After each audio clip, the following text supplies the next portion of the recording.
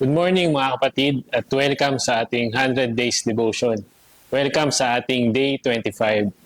Let me read to you ang ating word for today na matatagpuan sa Acts chapter 1 verse 8.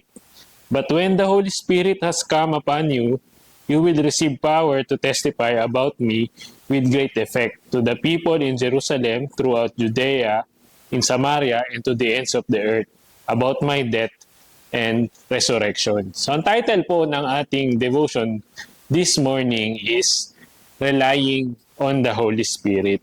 So first, alamin muna natin, sino ba ang Holy Spirit o who is the Holy Spirit? The Holy Spirit is God. He is the third person of the Trinity.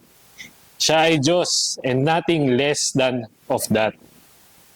Now we know who He is. Let us know paano tayo magdedepende sa Holy Spirit. First point po ay acknowledging the role of the Holy Spirit.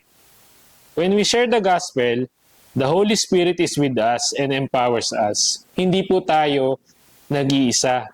And so we share the word, but it is God who touched the heart of a person and changed it. Pangalawa, we seek guidance from the Holy Spirit. Sa ating pong lupang katawan, kailangan natin ng vitamins, pati ng pagkain. Sa atin namang pong spiritual, we need to seek strength and power from the Holy Spirit. We have love, joy, peace, patience, kindness, goodness, gentleness, and self-control because of the Holy Spirit. Pangatlo, let us be sensitive sa leading ng Holy Spirit. Paano ba ito? Allow the Holy Spirit to influence your thoughts, your decisions, and your actions. You can ask yourself bago ka mag-proceed sa gagawin mo, is this what the Holy Spirit wants? Or sabihin mo sa sarili mo, ito ba ang gusto ng Holy Spirit? Now, let me share to you practical ways to rely on the Holy Spirit. Una po ay deny yourself from the world. Pagising mo pa lang sa umaga, kung gumigising ka ng 6 a.m., agahan mo ng 15 minutes, mag-start ka sa prayer, mag-start ka sa devotion, start talking to God before anything else. And you can also deny yourself sa mga gusto mo na nakikita dito sa mundo.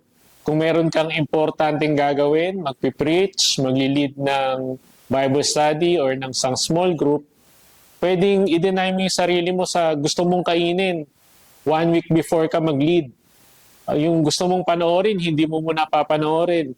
Yung gusto mong puntahan, hindi mo muna pupuntahan. Papalitan mo siya ng prayer, ng Bible reading, or ng devotion, or anything that is spiritual and can draw you closer to God. At ang pinaka-effective po ay to fast and pray. Now, tayo po ay manalangin.